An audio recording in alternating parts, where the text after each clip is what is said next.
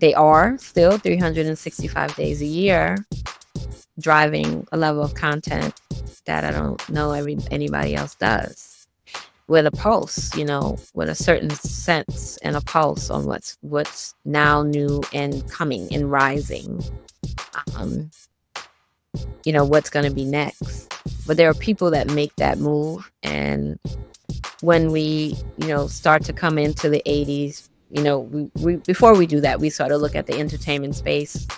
And Vi Higginson, who's like one of the first Black female radio DJs, she wrote Mama, I Want to Sing, the very successful Broadway play. She was Stephen Burrows' like best friend, and they were at FIT, and they were together, and they were doing things. And she was like, yeah, Stephen was the first one to have that space as a designer in-house with his own store in a store.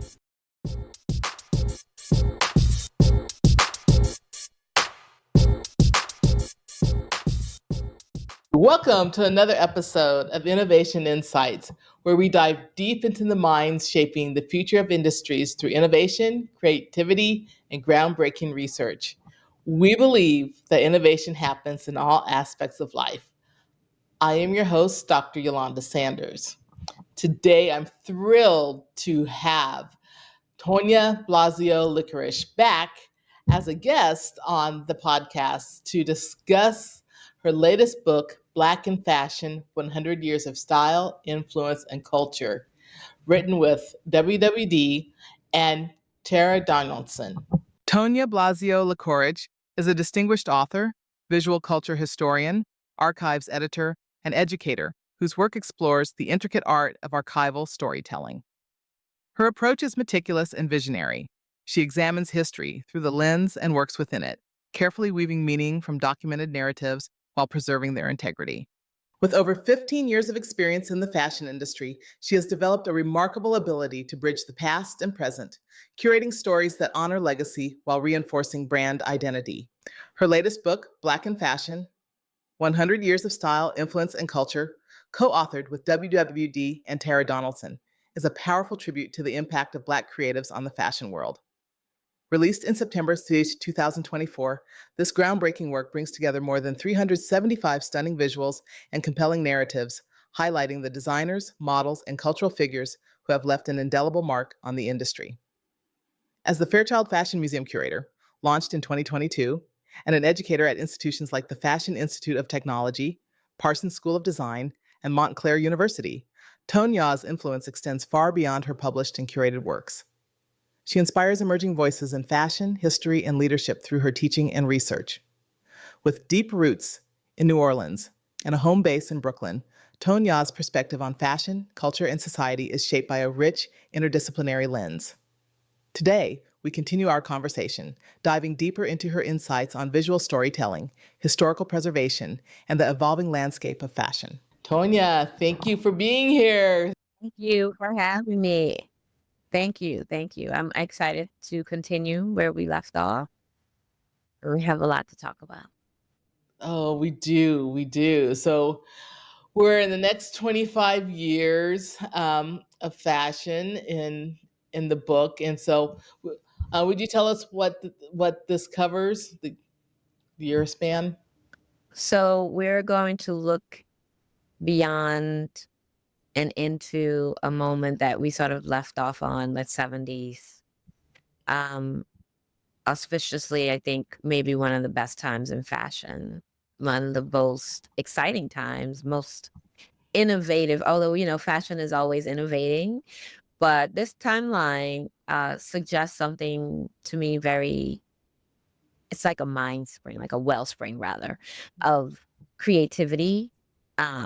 And not just for Black community designers and creatives, but for everybody, because everybody was there, all the minds. And then we can sort of step in and look the moment that, the models are a movement. They are a movement on the runway. They are not just the model, they create emotion.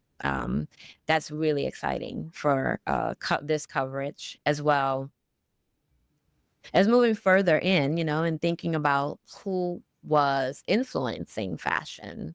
We talked about Willie Smith. I think I've told you my wonderful story about my experience and understanding who that man was to my journey in fashion.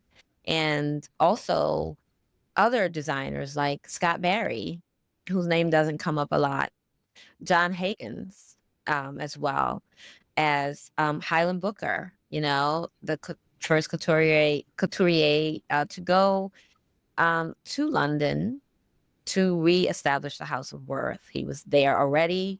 His story is amazing. Before we get to Jay Jackson, there was Highland Booker. And just as Josephine Baker goes to Paris in the 20s and Ada Bricktop Smith goes in the 20s, we have a movement called the Harlem Renaissance, and people go to Paris. It seems like it'll happen again. And it also seems like it's happening again to me.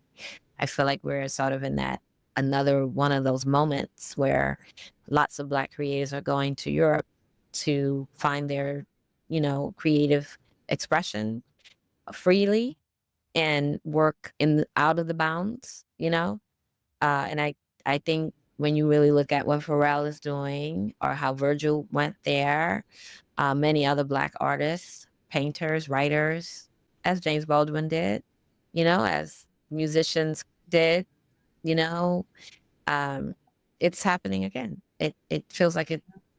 What is it now? Every so many 20 years, not 20, even like 10, 50, maybe 50 years, right? Maybe every so many years it happens. If you go from like the 20s to the 70s or the 20 to the like 60s, mid 60s, that's about 40-year span.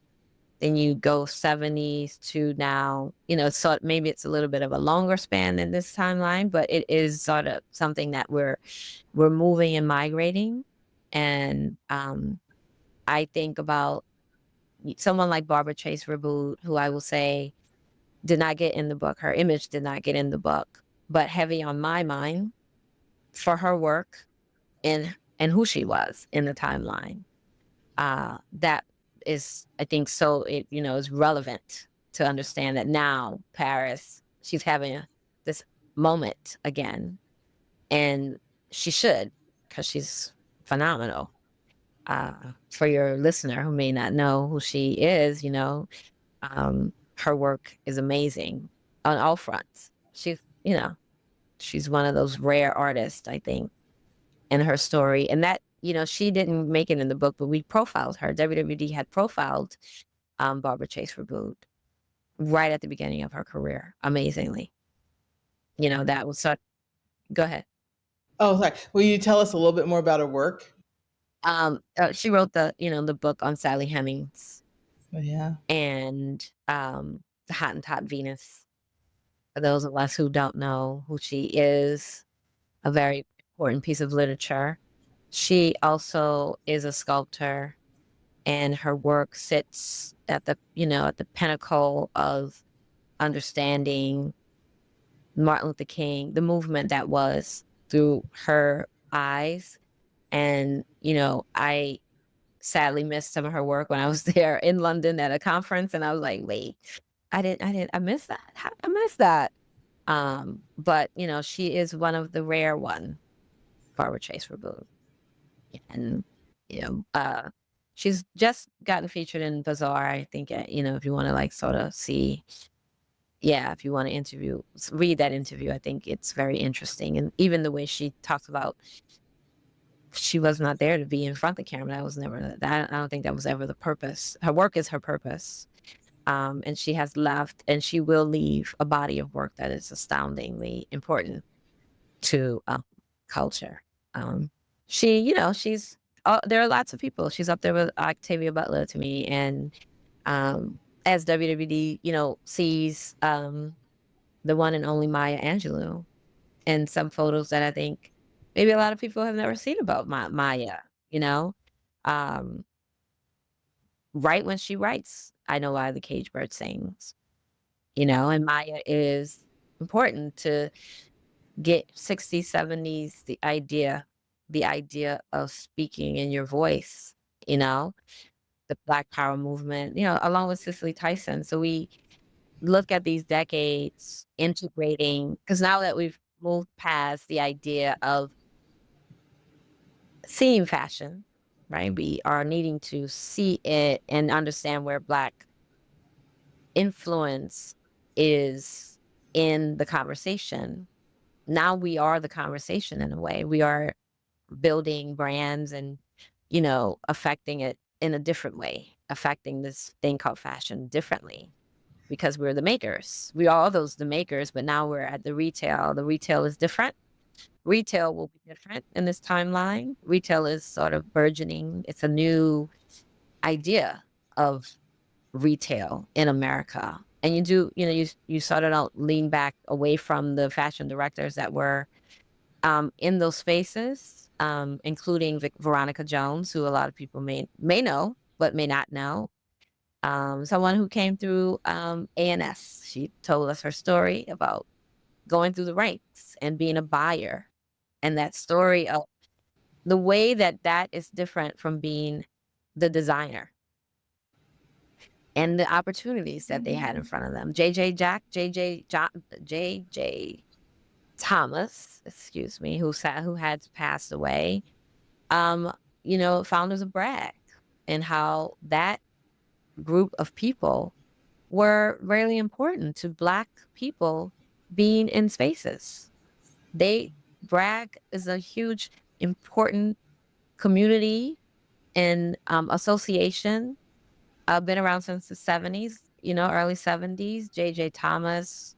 Luckily, we had the opportunity to speak with him and understand from his point of reference the moment of the 70s and what was important to him. It was important to him. We are spending our money, and again, we are not there. And he's saying no. So his opportunity met opportunities for other people. And that was his motive. I'm here, you can be here. I'm gonna make a way so you can be here. He's at Bloomingdale's, one of the first Black in leadership there. And his way that he climbs the ranks in the space is pretty astounding. He, like Veronica Jones. Veronica Jones went from ANS to iMagnin. If a lot of people don't know iMagnin, one of the most high-end department stores, highest-end department stores back in the timeline. And that work that she did and that opportunity, and then going and having her own business, breaking ground in Harlem, and then, having that store move.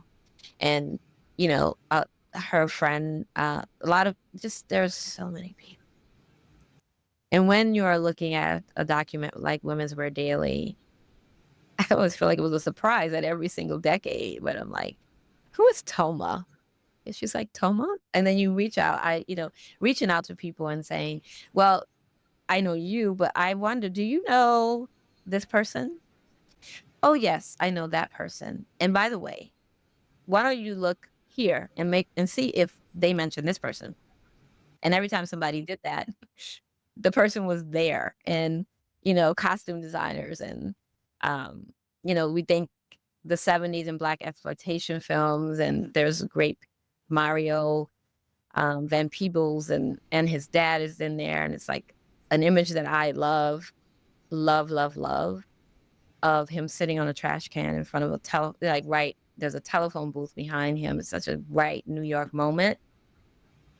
And thinking about what he might have been thinking about, because one of his first movies was premiering. Wow. I think it was Sweetback. I'm not gonna know the whole, the name. I can't remember the name of it either. I'm gonna tell you. Melvin Van Peebles. Yeah. And they're changing the environment. They're changing the conversation, and they're saying sweet. I don't know, because I know Sweetback's badass song. So that is one of moments that WWD has captured alongside a different and a blackness of Diane Carroll home.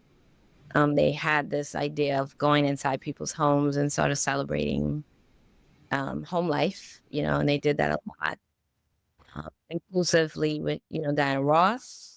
Some of that footage I feel like might be really rare, of her pregnant and then her parties and the celebration of Diana Ross that's happening at Studio 54 and in the clubs and in New York City, as she moves through, her timeline. One of the important things about the book that I want to share is there is a timeline where, you have designers that are coming in from different spaces in the world. One is London, and Bruce Oldfield, who a lot of people may not know his name, was very important to the timeline in the 70s. He will join the ranks of Scott Barry and and Stephen Burrows, as well as John Higgins. They're all sort of this thing together, and Highland Booker. They're all around each other and around the zeitgeist. And I think uh, Bruce Oldfield is someone that a lot of people, I would say that name and like, who's that? And I'm like, oh, you don't know who that is? Yeah, well, he was really pivotal at that time. Now in OBE, so those names, I think there's a section in the book just specific to those designers from the 70s, because again, they may have not made it in the book, but I had to really fight for that um, understanding of who they were as an operative to the conversation. And there was also two men, who created Le Mans, Lemans, Le Mans Haberdashery. It is a first Black-owned clothing store.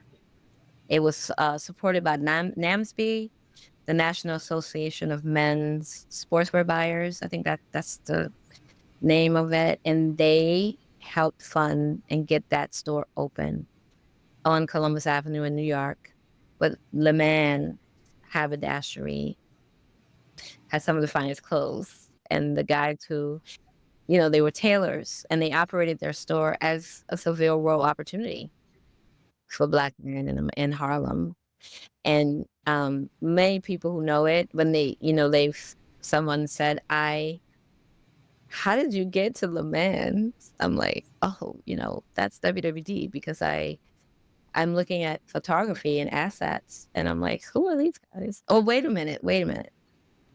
Oh, there's this love for Muhammad Ali. Of course there is. But Ali, in all his swagger, Muhammad Ali loved clothing. He was a clothes horse and went shopping before a fight, him and his people, right?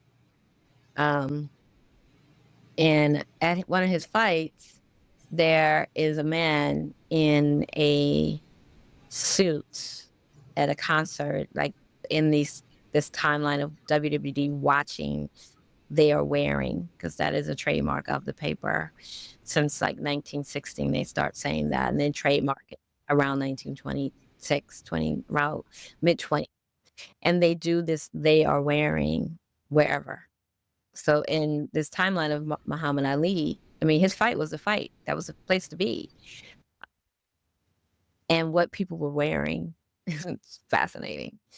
Diana Ross's concert, that was major when she came, did her first concert in New York City at the Beacon Theater. They would be there, and they're capturing people coming in. There was a man that walks in with a white moire taffeta satin suit on. It is, tailored to perfection. And then my mind was like, who designed that? Is that Dior? I'm saying to myself, well, who could that be? And I keep looking in this timeline, and I see Le Mans. And I'm like, oh, who are those guys? I had to do some research, because They were featured in Ebony. They were featured in WWE and DNR a lot. When they opened that store, when that store got raided, you know, in the 70s, during the blackout in New York, where they were going, who they were, why that store meant so much, and start digging. And they were two, you know, one young Black owned, went to college, one went for finance or something, and the other one was a designer. And Wow. the work, the images are sort of phenomenal because their clothes is what they made so unique at the same time. You know, it's like thinking about Jeffrey Banks and this timeline, and Ed Austin, who was Houston's first assistant. I know he's part of the storyline, but he also had his own atelier, right? So, you know, the influences, they remain there over time. In this timeline, we take a really close look at the beauty, Black beauty. Black is beautiful because it becomes a mom, but we look sort of at it across time so that we can understand Black and beautiful, right? Or beauty, as it were, as a case. And there are Black makeup artists. It's Barbara Walden, that people might not know who she is. She was another image that I came across. She founded Walden Cosmetics in Hollywood. At the time that we did the book, I reached out and I didn't get a call back, but she had one of these moments as well. And she's dressed to the nine. I mean, this picture is like so amazing. I'm like, who's that lady? You know, and with Women's Wear Daily, I think for me, it's sort of a wonder, you know, and you're looking at a document and going, and then you realize, you know, as a course of sort of having the access point that I have and the research that I sort of dig into, it's like that in my mindscape, I'm always like, well, no. So that person has to be somebody because they didn't take just random photographs. And these portraits are not random. So this person, I need to figure out who she is. Let me find out who she is. You know, they did a lot of, the makeup industry. Of course, someone like Naomi Sims entering the conversation, having to make Cap Calloway's sister had a makeup, and these people had a makeup. And then there's Posner, in that conversation about Black beauty, Black hair, wigs that become really popular. Tina Turner's hairdresser, someone named Frenchie Cashmere, Haitian hairdresser to everybody, Cicely Tyson. And he was as fabulous himself, very good friend of Art Maltz, who's, I said to Audrey one day, I said, I have a picture of someone with you. Can you tell me who this man is? And I sent her the picture and she goes, oh my God, that's Frenchie. You know who that is? I said, no. And she talked to us about him really introducing the Afro puffs to the world. And this person who was so fabulous himself, and he's in photographed with people, and I'm like, who's this man? I'm always thinking like, what am I missing? I must be missing something. I don't recognize these faces, but they are part of that conversation that I think it's a wonder about the 70s, and I also don't want to forget, just to go back a little bit, about Wesley Tan, who he will be alongside Highland, and I'm going to give you his name in a minute. They call him the godfather of Black fashion.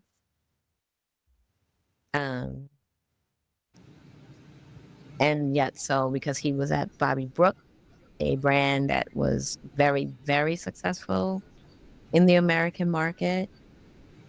And deserved. Now he had a store in the West Village, as many designers did.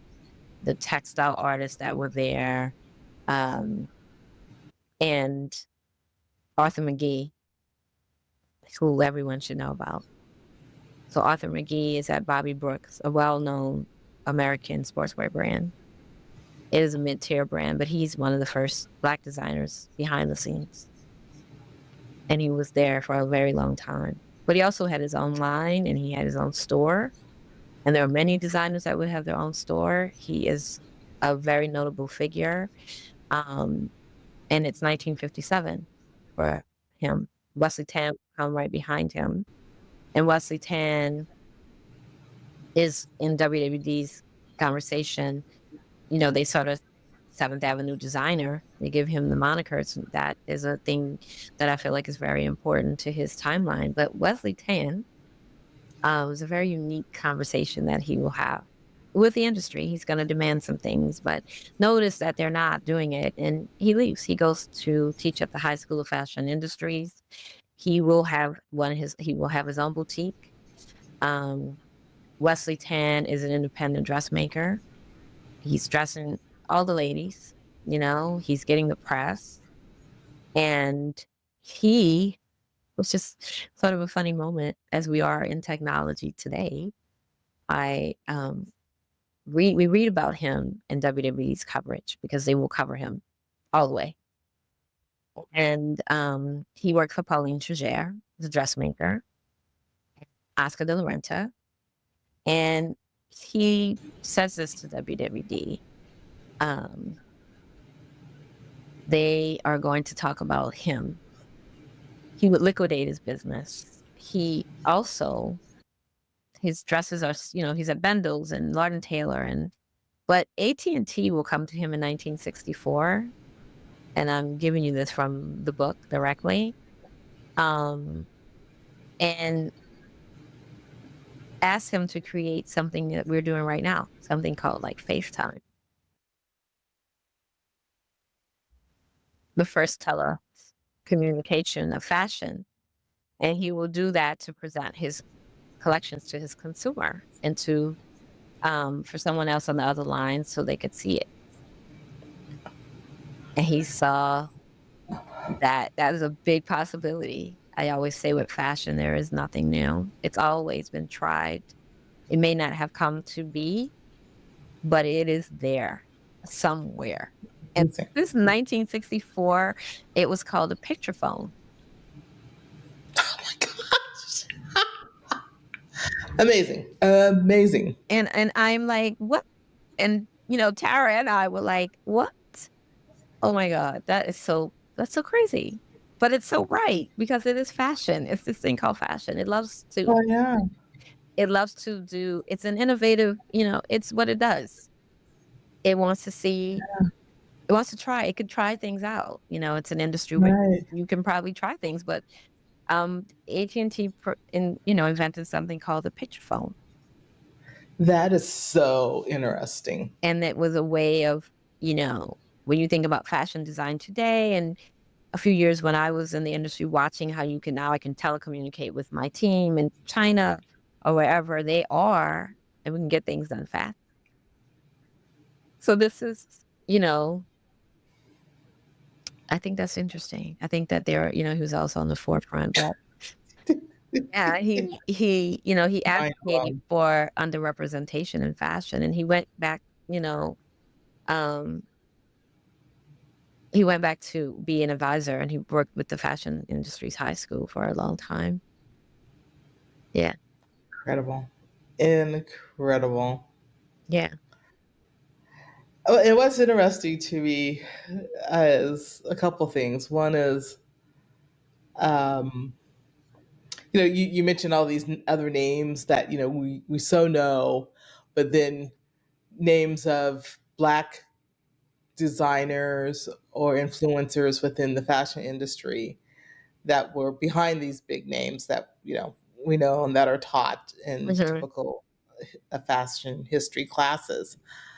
But then these individuals not only, you know, worked for the big company or the well-known, but then they had their own business Right. too. Right. And the industry was a different industry, a smaller. You can have so many small designers because the dress market was a big market. Right. It was a huge market. There are many Right. variables to the dress market, interestingly, right? Mhm. Beyond everyday sportswear like blouses and pants.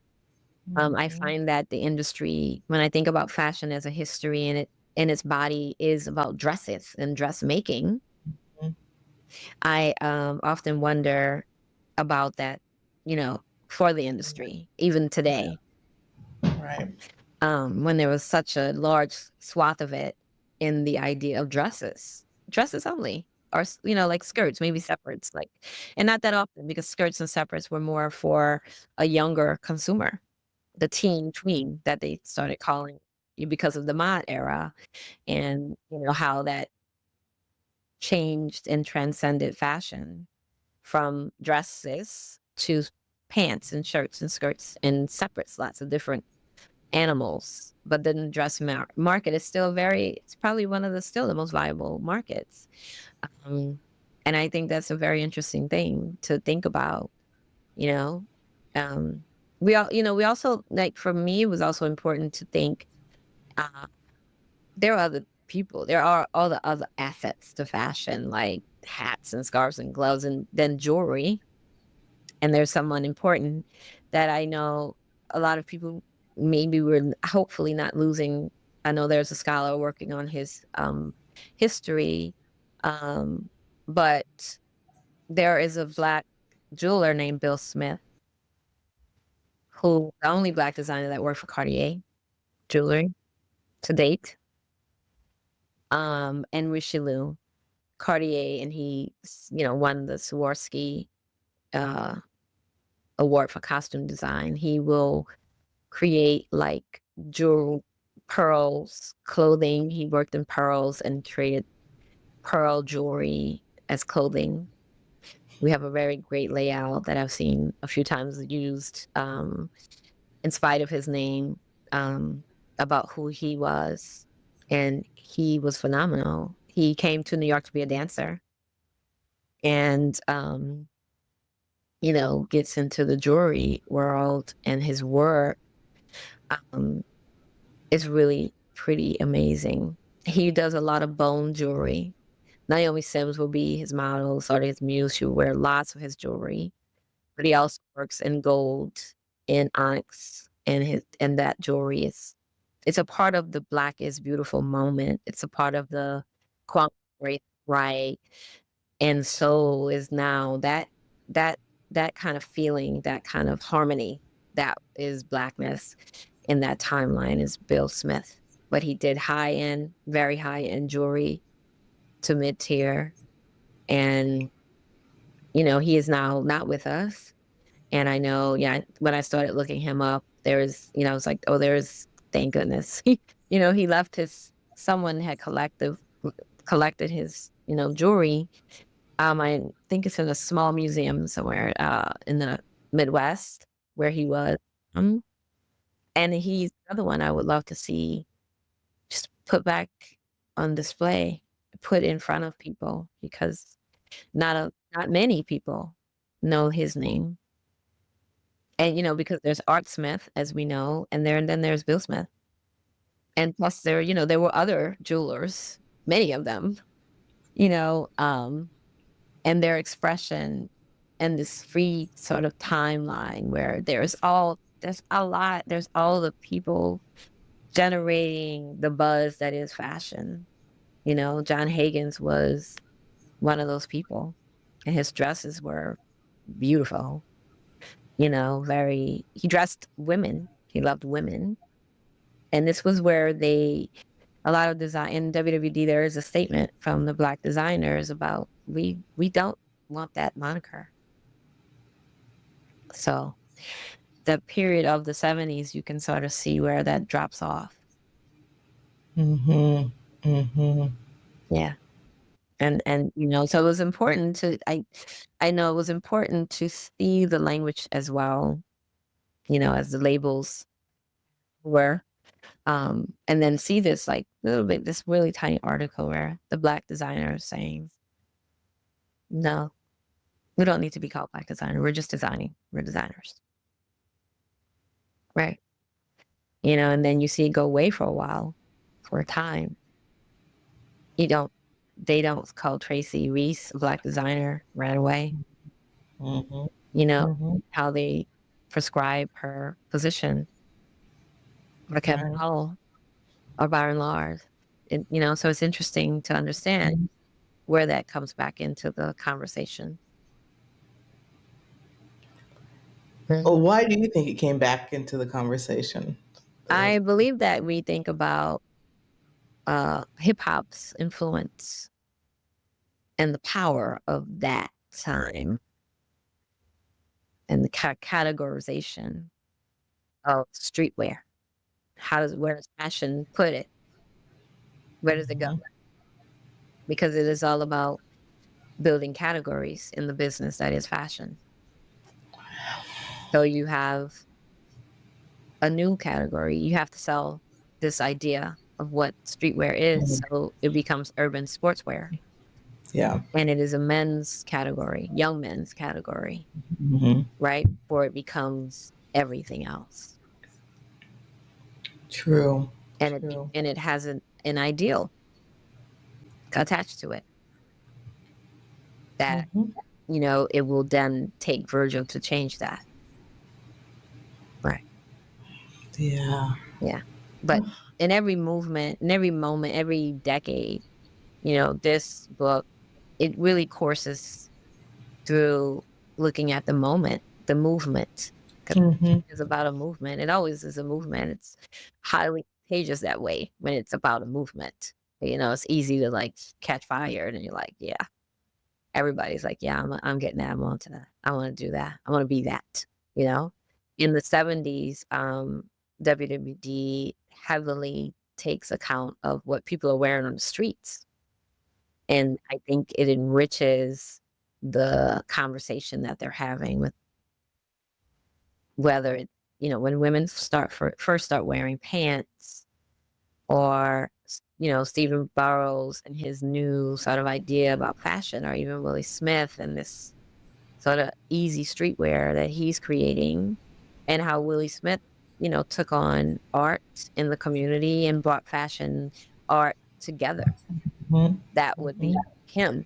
Bill T. Jones and his troops performed at one of Willie Smith's first run fashion shows at a celebration he had.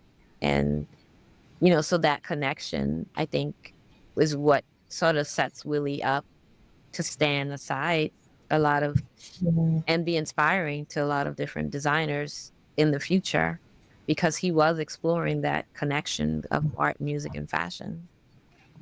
It is also the timeline of a Basquiat, and New York, you bring the uptown, downtown, the downtown, uptown, and you have a whole conversation that's going to change everything about who is what, and who gets to have the moment, be in the moment. And there are many, many names. There is an article that we reprinted called The American Spirit. Yeah. And it talks to a designer, a female designer named Bonnie Broomfield. Many people don't know who she was. Or Frank Macklemore doing menswear, like tab, that tab front pan that Michael Jackson wore in his timeline.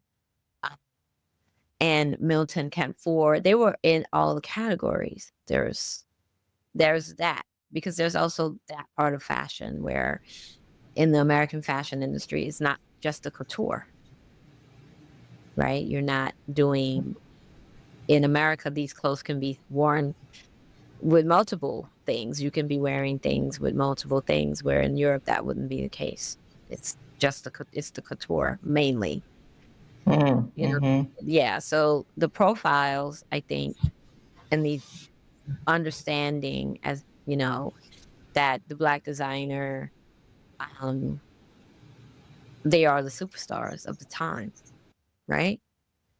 And recognize the contributions They're recognized for their talent, not because of their color. They make that a statement. So, those are the push forwards that they sort of contribute to the documenting of Black contributions. This article to me is sits in a space to understand how they're seeing talent in their midst. They recognize that Wesley Tan is there already.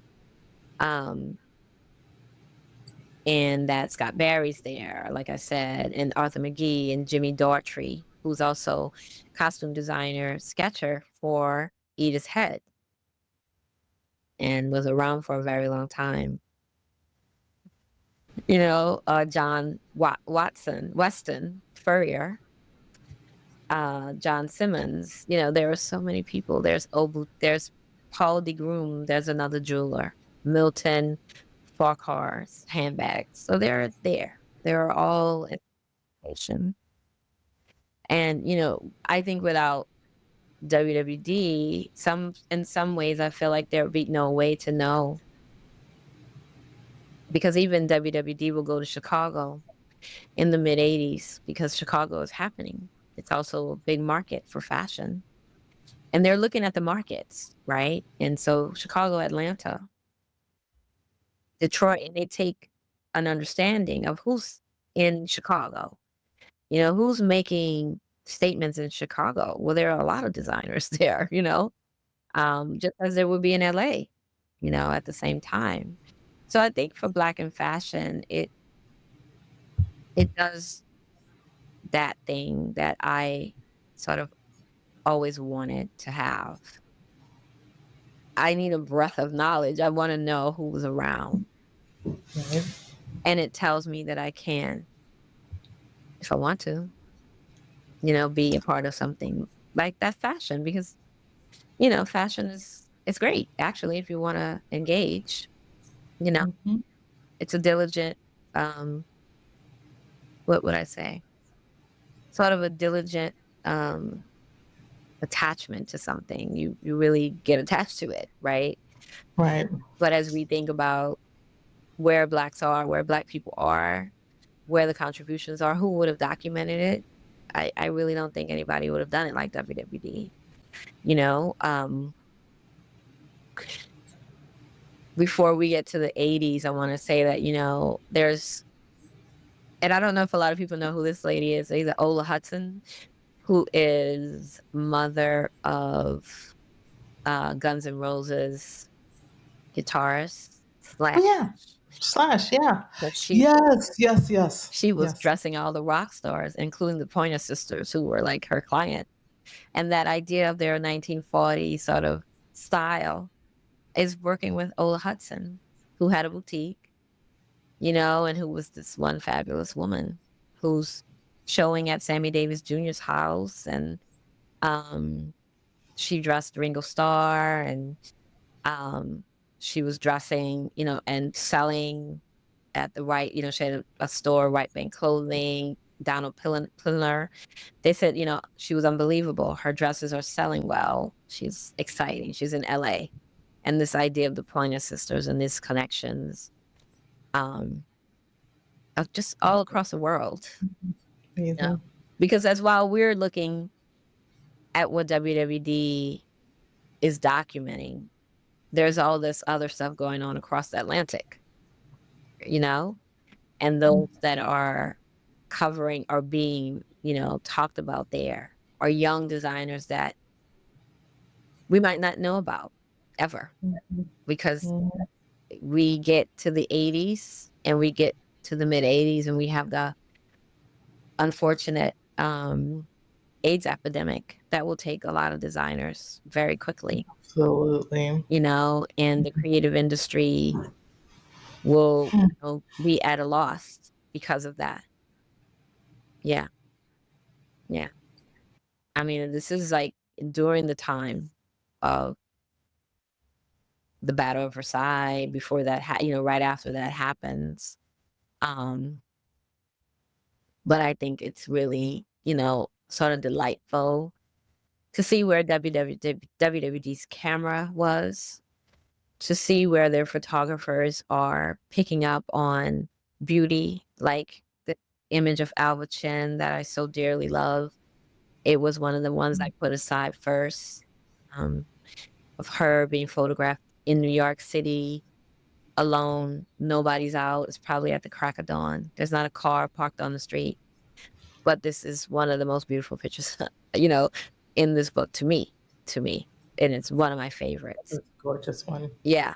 Yeah. Or, how they capture is such a great way of seeing fashion. I think that they weren't purposefully trying to be editorial. And I think that's what makes it even more interesting. Yeah. Right. Yeah. No, they were. That definitely wasn't the. That wasn't the onus, no. Yeah. They weren't trying to be editorial. Right. They were capturing like moments. And then you have the models, which we'll be doing sort of a push out on this conversation that WWD would have and with the models, those in print and those on the runway before the Battle of Versailles and beyond, those that are muses to many designers like Tamara Dobson, Cleopatra Jones, who was Giorgio Sant'Angelo's muse, Pal Henry, sorry, I will make that correction, who was Adolfo's muse. And Gloria Burgess, who, if she could be listening to this, I would love to talk to her. She's still around. She was Hannah Mori's muse. And she went to Paris really early. She's on the runway at Dior. She's a Marc Bohan, and, you can't forget Munya, all those ladies, that were where we're like speaking about belonging, and the European runways were already as inclusive in as early as 1960s, Yeah, and the black model cabine and who those ladies were, and their story, the way that, they so welcome a conversation about their experience being black models, first contracted model group, a cabine of 5 or 6 models that worked exclusively for Hubert de Givenchy. They were, muses for the house of Givenchy. In every fashion show, Sandy Bass was Audrey Hepburn's fit model.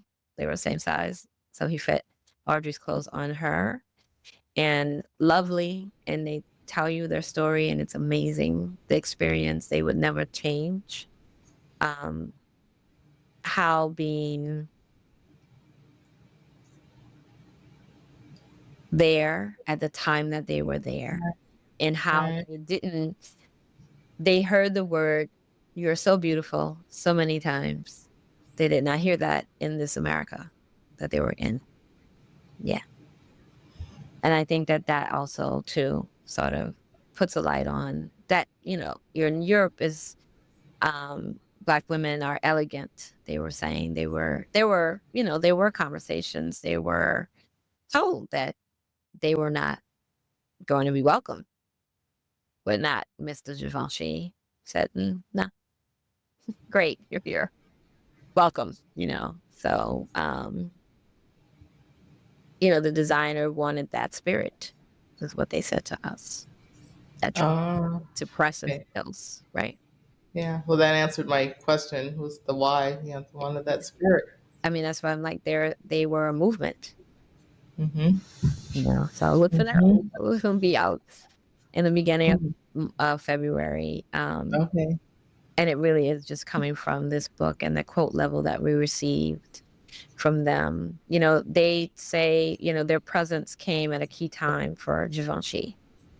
That we actually revived his career, his name at that time. He loved our truthful, fun spirit and would often use our ideas. It meant that Black women were elegant, beautiful, and it opened the door to a whole new customer base, the Black customer base. Right. And that was from Carol Collins Miles, who was on the runway for a long time for Givenchy and many other designers. She said after they debuted a season as Givenchy, well, there you go. They were in demand everywhere. And Alba uh, graciously came to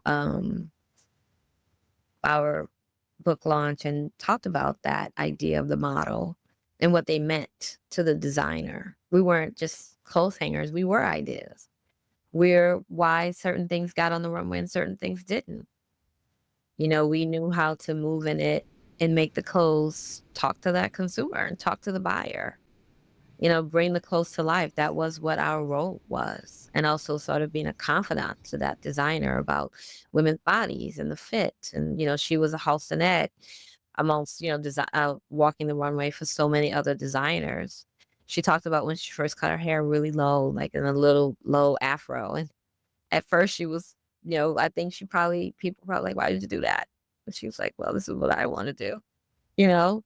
Sort of, understanding that they loved what they did. She's like, I wouldn't change a dime. I loved every second of that. Um, I think that that's really great. And they also get a lot of covers, a lot of WWD page one that I think is pretty amazing for them. There's also a model I want to mention, Billy Blair. Billy Blair is sort of fabulous, but these models had such a presence, you know. Kenzo had a muse model, confident partner in his timeline. Carol Labrie, she'd be very pivotal to the making of Kenzo, you know. Um, and I that's all important. We spoke to Rashid Silvera, who was, the first Black model, male model with Ralph Lauren as the face of Ralph Lauren and his timeline. But, there are models, many Black models, male, before him too, and Richard Roundtree, which I think we talked about beforehand. But there's just so much going on in this timeline. Before we even get to like the 80s, there's so much that happened in the 70s. It's sort of a magical moment. And in the book, we sort of give the 70s like space. Like, to me, the 70s, everything. Yeah, we gave it the most space. There's like a lot to get in here. I mean, at the time, WWD will also have Glenn Tunstall, the one and only Black illustrator on their staff. And Jean Griffin, who was also a Black art director. And then Andre Leon Talley. They were all there at the same time. And, Glenn's story, he tells us about how he coveted that position. That's the role you wanted, that job, And I got that because I understood that. That's why I came to fashion, because I wanted to be an illustrator, a fashion illustrator. You think about the magazine today, and you think about the magazine back in the day, or something like WWD, sister paper that is not under the brand anymore. But when it was like the newspaper you wanted to have. I mean, you had the New York Times or your local paper, but then you're like, okay, W. It's sort of my moment to myself. I can go and indulge, and in that were illustrations, fashion illustrations. WWD heavily relied on fashion illustration before photography. And every single page, every single season, when they illustrated the entire collections, I'm like, wow, this is like amazing. This is what I want to do. And WWD had the only like fashion illustrator staff. That's pretty amazing for a long, long time. Capturing. It's very different to capture photography and then see illustration. Oh, yeah. Yeah, because every illustrator's hand is different.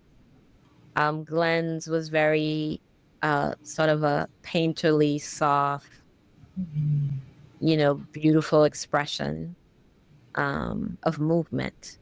And then there are other illustrators that were there, like Steven Stippleman and, Robert Passantino and Robert Melendez. And all that work is so amazingly different. And it brings Mm-hmm. a different body of understanding to women's wear daily. Makes them unique that way Yeah. to have, this sort of history that they created, you know. Yeah, so it is to me, yeah. So like it was very difficult to not put everything in here.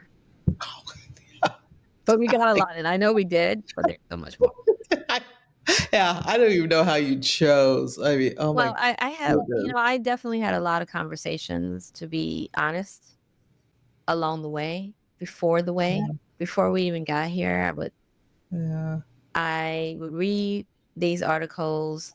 I love that WWD did profiles on so many people, Mhm. including one of the first Black newscasters, mhm, as well as a Diane Carroll, um, and you know, um, looking at Lena Horne's work, and that she had a television station with Harry Belafonte. They did that in the 70s. Um, yeah, that that's all the good things that you could get and understand, that they were sort of watching the playbook that fashion was. And Jean Griffin, who was the president and group design director at Fairchild Media from 1972 to 2006, she said to us, she said they had a lot of leeway in terms of what they wanted in the paper and what they didn't. Um, and in that way, she says, I think I had an influence, and I was going to make sure I found a way to bring whoever I could in who was African American and have that show in the paper. Yeah. So amazing. It's really amazing, also, like, Marie Johnson Colbert, I met her because I'd done an article on Lester Hyatt. Somehow I feel like I wore a lot of his clothes as a young adult. His clothes are very fun and playful. Um, he uses African fabric very early in his work. The camouflage as a casual pant, a day pant, a wearable object of fashion, Lester Hyatt. The Obi pant, that's Lester Hyatt. He was that guy. Eternity at a level of like contemporary, Lester Hyatt. Um, and she was, his merchandiser, right hand. Um, she worked with him to expand that business, just knowing what was next. She would always say, we were looking for what was next. It's how you stayed in this business at the time. There were more and more opportunities, I think, to not so much take chances, but have the one idea.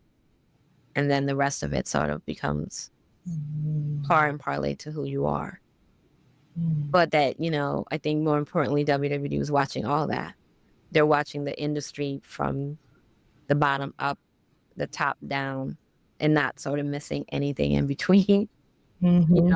At Mm-hmm. yes, because they are still 365 days a year driving a level of content that I don't know anybody else does, with a pulse, with a certain sense and a pulse on what's now new and coming and rising.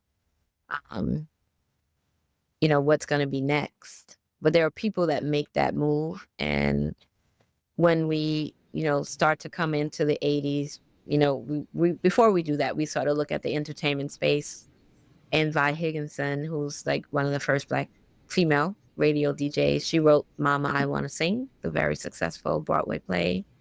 Um, she was Stephen Burrows' like best friend, and they were at FI, and they were together, and they were doing things. And she was like, yeah, Stephen was the first one to have that space as a designer in house with his own store in a store. He was that guy. He had having a presence on Fifth Avenue. She goes, do you know what that meant? It was such a big deal, We were having parties. She was responsible for a lot of the parties that happened in the timeline.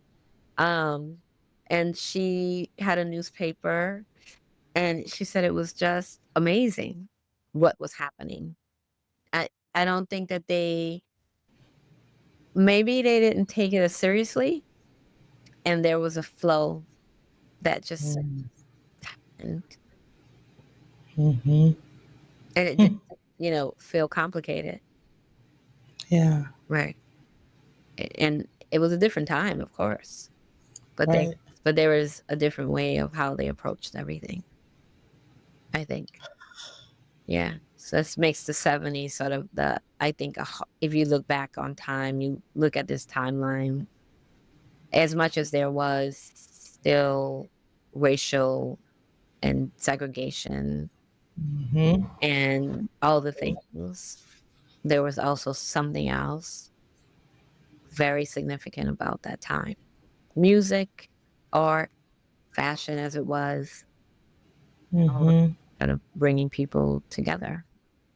Because while there's Black is Beautiful, there's also Woodstock. And while there's Woodstock, there's also Mod, there's also London.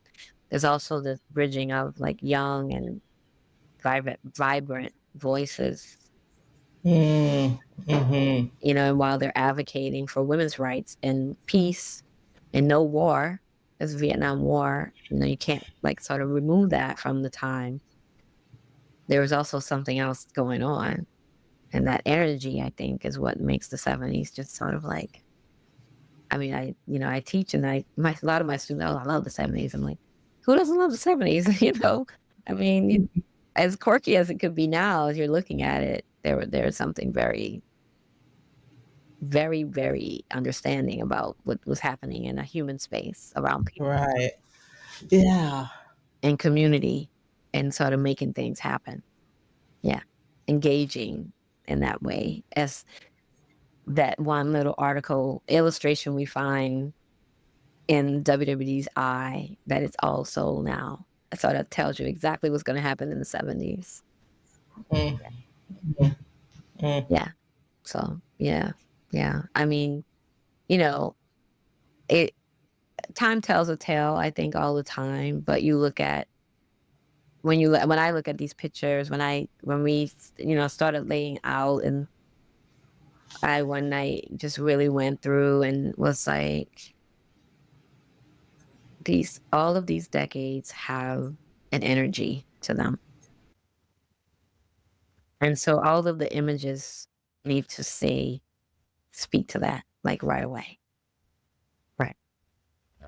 You look at Josephine Baker's, or you look at any timeline in here, you sort of hopefully could see it, see, wow, okay, in the 70s. So and what they are wearing, because that was really a big part of that coverage and that timeline. And it was the most interesting, and the pictures are so like vibrant and joyful, like, you know, uh, Grace, the Grace of the Graces, Grace Jones at Studio 54, and Pat Cleveland just swinging his dress around. I mean, that's just like, yeah, yeah. So you want to be at that party, Oh, I know. Isn't that right? great? Right. Or even like the capture of Michael Jackson, and how much, how powerful was the Wiz for Very. coverage in the paper? Yeah, yeah. You know, Yeah, but we could just do a whole podcast on the costumes in the Wiz. right. Or like, the idea of um it's I'm gonna read Sly Stone's wedding at Madison Oh. Square Garden, with Halston dressed everybody. It's good. Or, Nona Hendrix and LaBelle, though they were wearing a designer. He is a Latin American designer though, but Larry Legaspi. Larry Legaspi was making the Trapunto leather jackets. I do believe that the Furious Five wore some of his clothes, because they would have been in that timeline. Um, um, and that was all happening, and it was all happening uptown, like on Columbus Avenue, uptown towards Harlem. So, you know, yeah, Melba Moore, as important as she was to this moment. Yeah, she'd be one of the first Black celebrity on the cover of WWD in photograph. She was big then. Yeah, she's important. As important as Toni Morris was. Toni Morrison was to them and all the capture they have of her. So, yeah, yeah, just like forever. Little Richard and Ben Vereen and Stevie Wonder.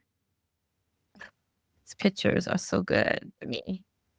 So this part of the book sort of speaks to that joy moment of just Blackness and fabulousness and molding sort of like an energy, even the idea of ballroom and the love ball where that first gets voguing gets a moment. It gets sort of an opportunity to be on stage and get the wider they knew it was going on.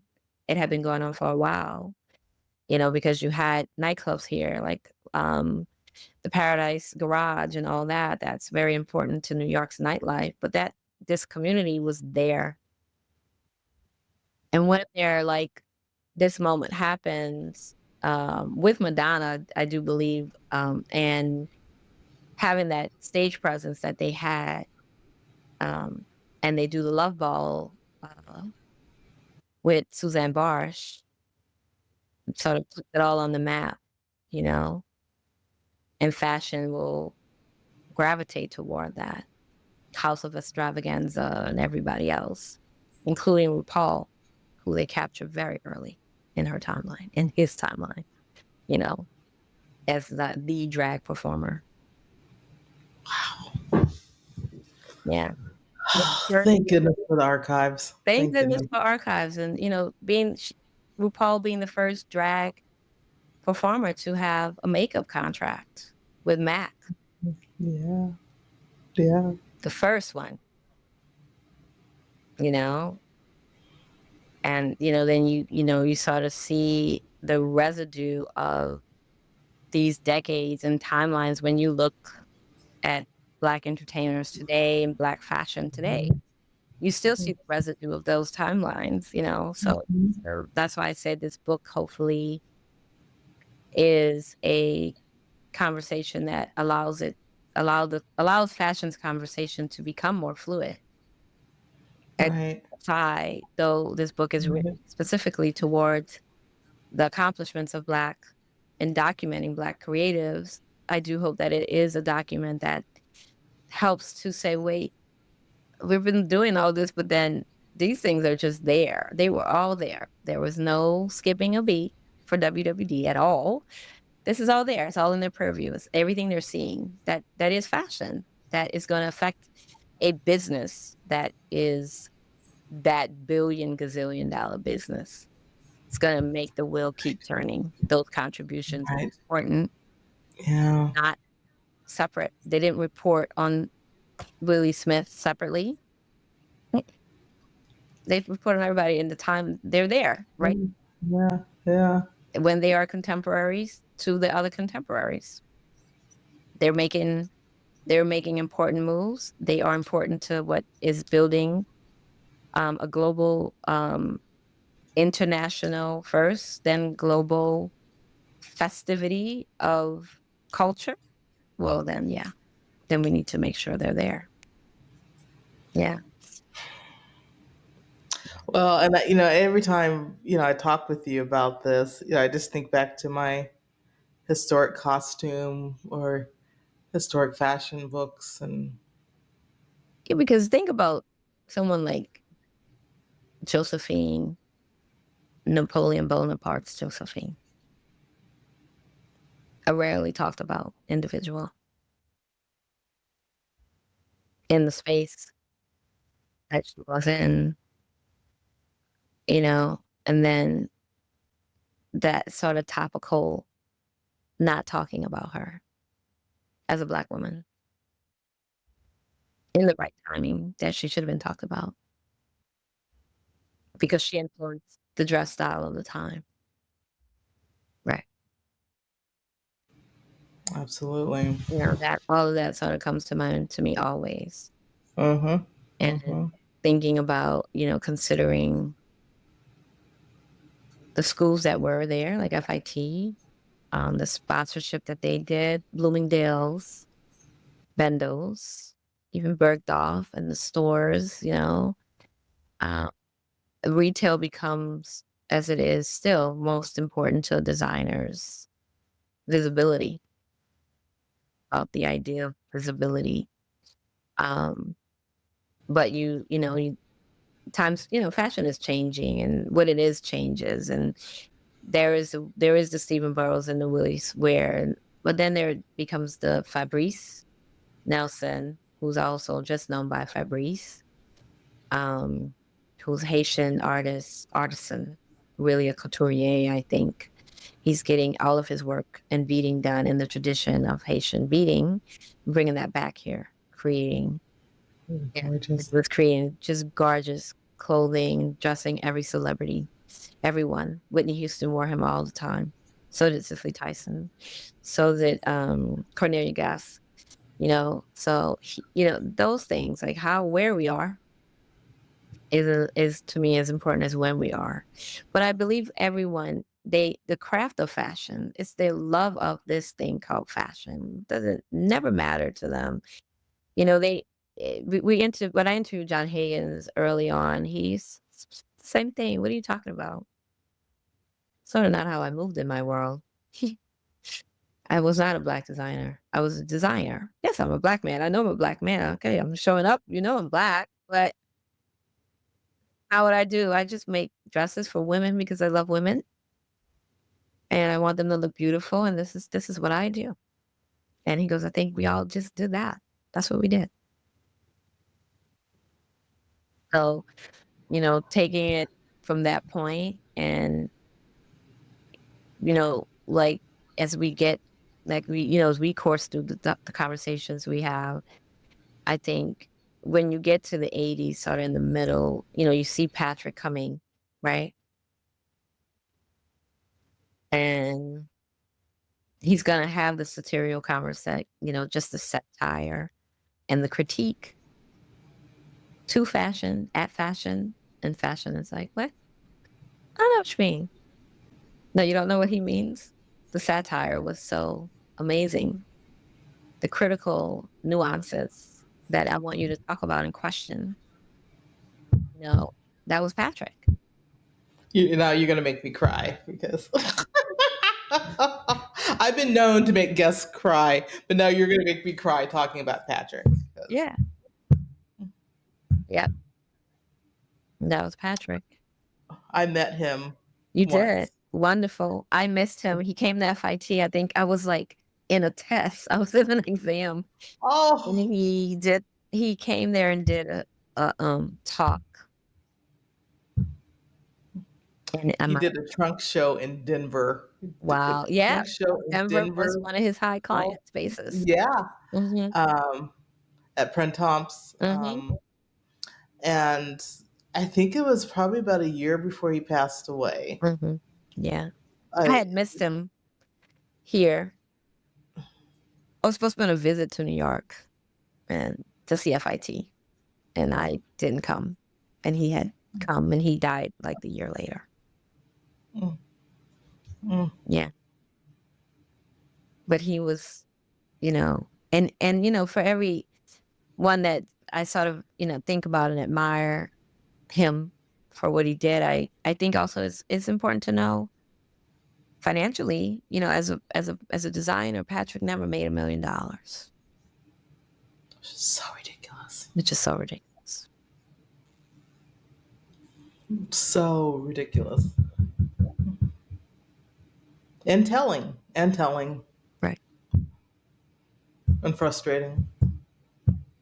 But it's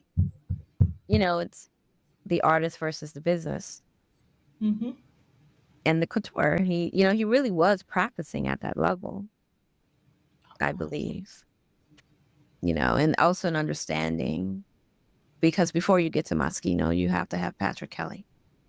Oh, absolutely. Yeah. And his satire is about the conversation he wants us to have, and stop acting like we're not having it, or acting like it's not a thing. The watermelon dresses and Mm-hmm. all of that, is what he was trying to say. Is he's a very good, um, I think he's a very good idea for critical analysis on Blackness in America, in something called fashion, as a cultural juggernaut, Blackism, Blackness, all of it.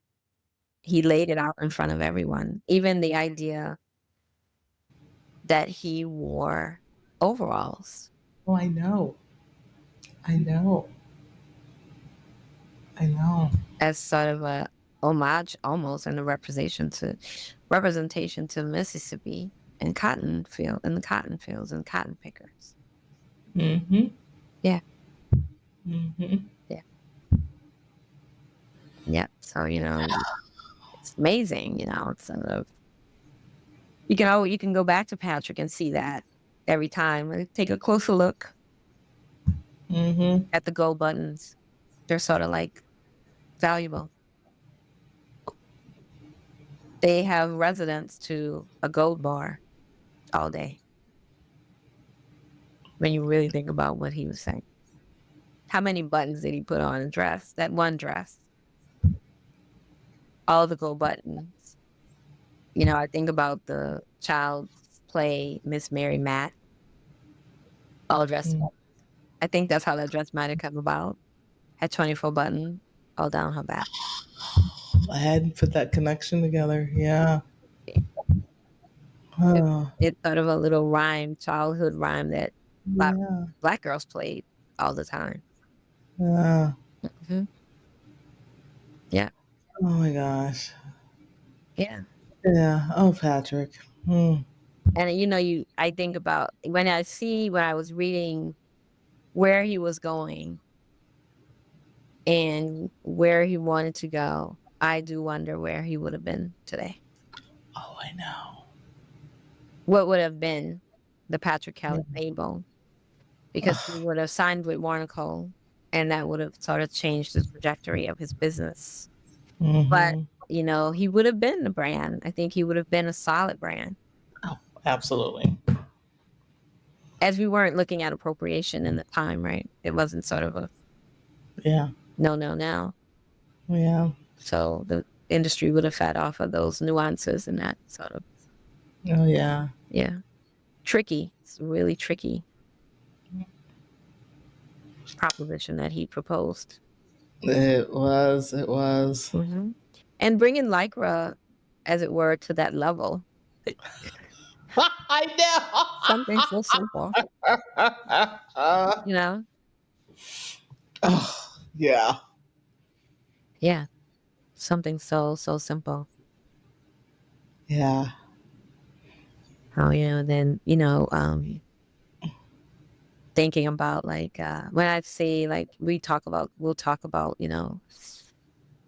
I think we should talk about the 90s and then go to the 2000s, like the 90s too. It's like Yeah. really big Yeah. because See, next session, you want to talk about the 90s? Yeah. I really want to talk about Isaiah Rankin. Oh, yeah. Yeah.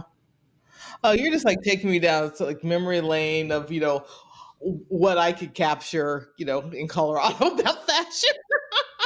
Isaiah Rankin, you know, there's Ron Pruitt, if you want to look him up. He was a very established, important Chicago jewelry designer. Okay. Ron Pruitt and Reginald Thomas. Chicago had, and Chicago started getting back in on the market calendar. I know with menswear, but they were part of a salon style opportunity that was happening in Chicago, and LA had the same for their designers. Um, but they were also selling like everywhere. And I, that is like where your podcast gets leverage and hopefully somebody's listening going, what? I know Ron Pruitt.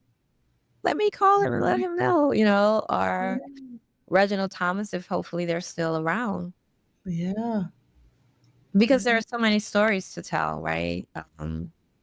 There's so many, everybody's stories, I think, I agree. Yeah. I agree. Well, yeah, kind of as we're thinking about, what you've talked about, what would you define as innovation in Black fashion during the 70s and 80s? How would you define? Style. It's like easy. Stephen Burrows, I believe when we say streetwear or street style or this thing that is the coolest thing ever to everybody, Yeah. it's a cool factor that started in the 70s with someone with Yeah. Stephen Burrows. Yeah. So the minute he brings terry cloth, French terry from the boudoir to the street, we got something. We do. We And do. that's called streetwear. It is an initiation into something that is hipper and cooler and different. It is not the couture. It is not pent up. It is fun, sexy, all at the same time. It's wearable. It's what young people want. It's all that moment of the 70s. You have disco. So clothes need to be wearable for the disco. Mm-hmm. Jeans will become the thing. Designer jeans, we start there. And though we start with Calvin, there is also Stephen and Scott Barry, and they all have denim, and you have materials that don't like evening wear. That's now day wear. Mm-hmm. That's everything that streetwear is to me. Yeah. It's changing the algorithm. And Stephen is one of the ones to me. He's an innovator, like Lester Hyatt. Something like camouflage. That's military. That has a place in. Let's just make that casual, cool. He called it urban survival clothing. So that's where we are. That's really where we get streetwear from. Yeah. Yeah. That's the beginning. Those are the initiators of what will become. Right. And then we have to sort of look back with a critical lens and think about that. Stephen Burrows also does one of the first collaborations of Black design with Lacoste. A lot of people don't probably know that. So he would bring this idea of urban style to that. Where Lacoste is, proper tennis gear and fashion. He was already sort of part of that conversation. Oh my gosh. And they become innovators just by their mere thinking and expression. Like you think about Willie Smith and the first teddy coats. Some of those are Willie's. Willie was doing that first. That idea of bathing suits, bikini tops and wrap skirts, and that's everything that everybody wants to be wearing today. I mean, even in the last 20 years, the evolution of what is a new generation street style or streetwear, that was already that was happening. That was happening. And I think for the culture, just the idea of how we move around music and art, it is innovative. It becomes a part of a language. And like I said, that language becomes fashion's language, but it changes and it doesn't sort of reverberate until you get to someone like Virgil, who's had an experience as a young man with skateboarding and hip hop and underground music and house music and this thing, and just bring it all in to what he's doing. Mm-hmm. The conversation. I'll also sort of not change fashion's language, but elevate it in a way Right. of what could be and what is fashion, how you sell fashion, how you see fashion, how you market fashion. Mm-hmm. What is fashion? Well, everything is fashion. Mm-hmm. Right. Oh my goodness. Yeah. You've given me so much to think about, and you know, we're in a time period where, you know, I was a young person in southeastern Colorado trying to find out as much as I could about fashion, the fashion Mhm. world. And, you know, luckily had parents that supported my obsession and tried to get me information as they Mhm. could. But if I would have had this book, then I, well, I didn't go out and do much anyway. I would have, no one would have ever seen me because I just would have been poring over it and the inspiration from it. It's, Yeah, really just deeply diving. I am a kid of, going where I grew up. I told you about how shopping, if I go back and think about my shopping experiences with my mm-hmm, mother mm-hmm, on Canal Street in New Orleans, like a mini Champs-Elysees. It's like mini Paris. The stores were representatives. But I didn't realize that until I went to Paris, right? And I go to Printemps and I go to those stores and I'm like, oh, wait, this is what New Orleans, this is what it was here. right, This is what right, that was. Wow. yeah, wow, We had that luxury space, that thing about fashion, I think that draws you to it, right. that is enveloped in beauty. So it becomes that more beautiful and desirable. Mm, Yeah.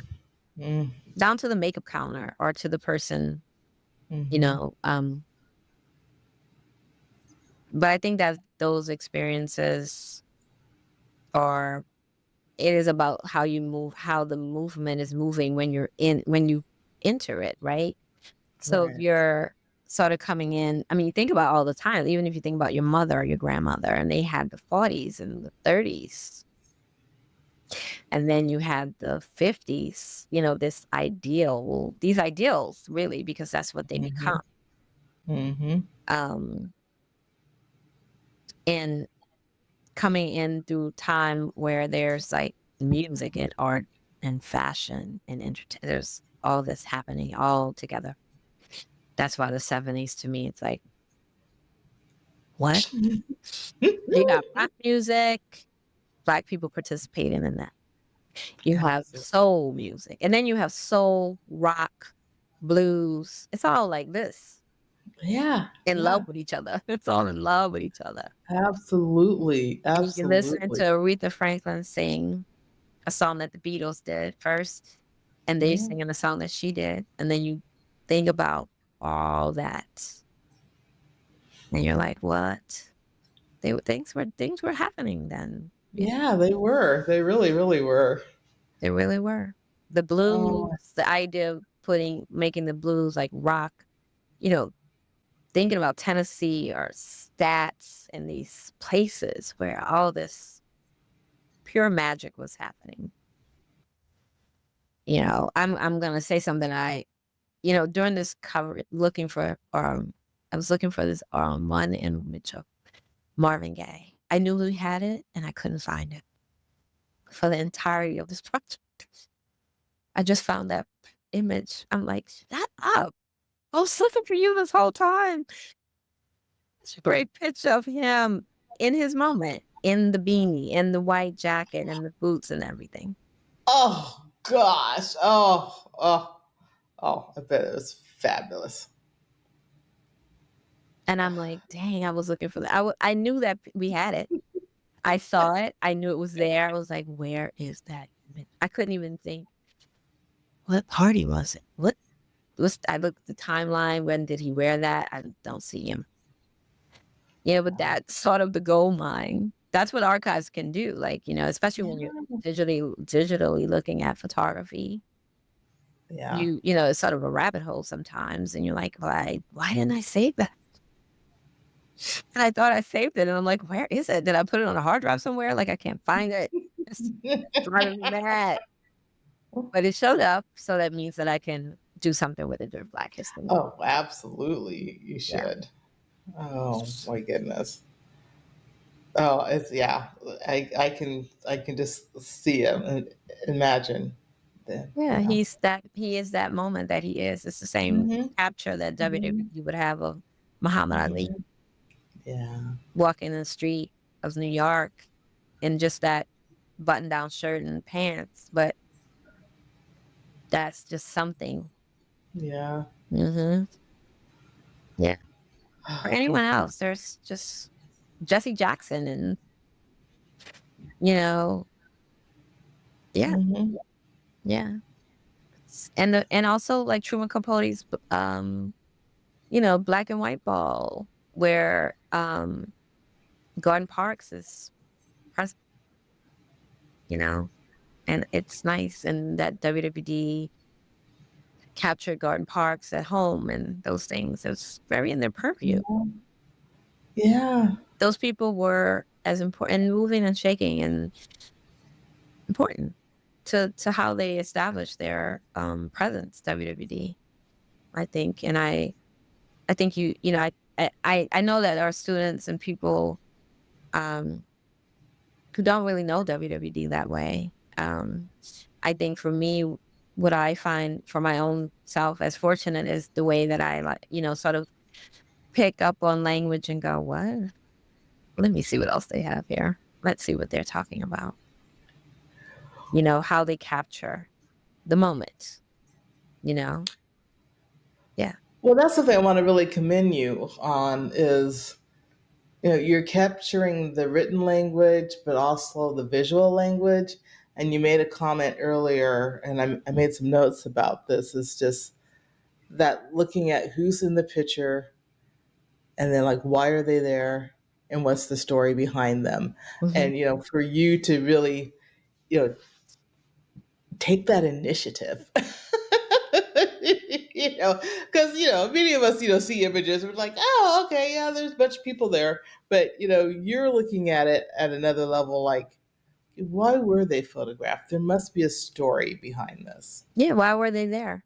What are they doing in their lens? And many of those images are posed in portraits. So they become even more curious of a curiosity. Yeah. Because who are you Yeah. in this portrait? Mm-hmm. It's not a Mm-hmm. random photograph. Mm-hmm. It's not just even the street style. It's very purposeful. Mm-hmm. Mm-hmm. You know, Mm-hmm. why are you? Why are you in this image? Why are you? And why are you? What Mm-hmm. this film that we have here? Why are you here? It seems almost like, now who are you? Because a lot of times when you're looking at big inventories like this, not everything got, like metadata, and not all of it got descriptives. And, my thing is like, who is this lady? How do I find this person? What's this timestamp on this image? Oh, so let me go see what was happening in that timeline. Just like images of Susan Taylor, we find random ones, her in the background at fashion shows.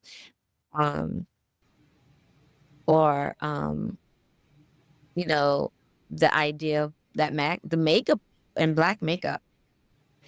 And one of the first images of Iman when she first arrives here with the Peter Bird exhibition in 1975 at, the cusp of her modeling career. You know, um, who is Iman? And early images of her on the runway, just really amazing to see. Yeah. Yeah. I think that those make for great coverage and a good understanding of how they understood the culture that they're engaging in. Mm-hmm. Yeah. Mm-hmm. Yeah. Just fascinating. Just fascinating. Oh, And actually, well. they're fascinating and who they're fascinated by. Some of Oh them yeah. who they're fascinated by. Yeah. Josephine Baker, she's fascinating to them. Yeah. You know, so is someone like Carmen DeLavalley, the dancer, Mm-hmm. Mm-hmm. and Judith Jameson and Alvin Ailey. They're fascinated. Just those people are fascinating, you know? What are they doing? This idea of thinking about how you contextualize these people Yeah. because we know what they were doing in our culture. Yeah. How do you, Mm-hmm. how do you make them influencers in the way that we, in this book, you say style, influence, and culture. How are you looking at these people? That was sort of I think that becomes like not a challenge, but an idea of really thinking about the contribution they make as advocates, celebrity, beyond the culture, and then influencing outside of their own culture. I think that's really big for me about this book. As you see, yeah, you know, the elegance of everybody, but the eloquent idea of someone like Lena Horne. She could funk it up, and or she could Yeah. be as pristine, and that thing that Yeah. she becomes. You know, Absolutely. yeah, that sort of sat me for a long time because Lena Horne was someone that I, was looking at, and I'm like, wow, I don't know that people would really consider her in the space of fashion that way. No. No. But she has a really big impact on that and Mm-hmm. timeline and who she was and how she Mm-hmm. showed up. Mm-hmm. Right. Very intentional. Yeah. Very intentional. Yeah. Mm. Yeah. And, of course, she had to be, right? We all know that. But Yes, we do.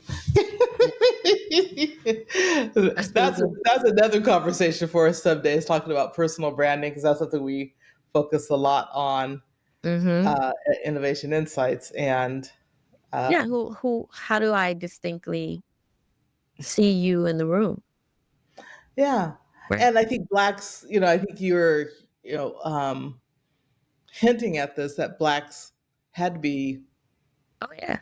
you had to be intentional about your personal brand. You still have to be, Right. It's a or else you careful get, conversation you have. yeah. It's a very careful kind of leaning into yourself conversation. Hmm. Who Hmm. am I? Who am I? Or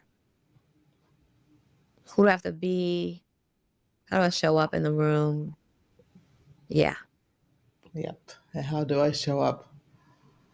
Oh my goodness. Okay. I'm like, I'm signing you up for like the next, 20 years of the podcast.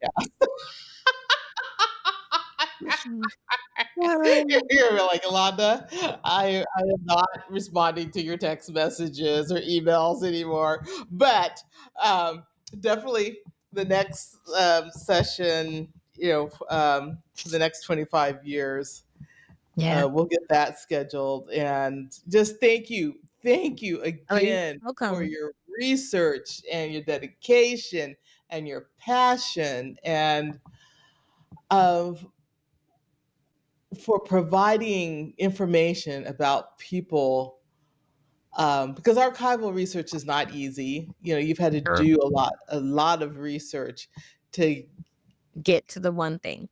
yeah, and to get these stories and to be able to share them and find information and Right. But I think also sharing it, being purposeful about what the thing is. I mean, I think about that in everything I do. I do draw a lot of content.